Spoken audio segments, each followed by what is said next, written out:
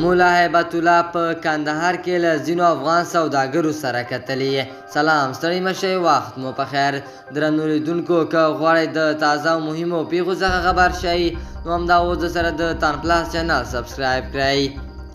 د طالبانو سرپرست حکومت وایي چې د دوی مشر مولا هیبت الله اخندزاده په کندهار کې له یو شمېر سوداګرو سره کتلي.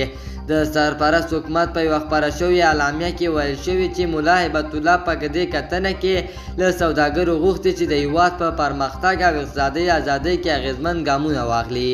د طالب چارواکو په وینا چې مولا هیبت الله افغان سوداګر د هېواد اقتصادي ځواک بللی، خو له دوی دا هم غوښتي چې خپل پانګونه په افغانستان کې دننه کړي څو افغانانو ته د کار زمینه برابره شي.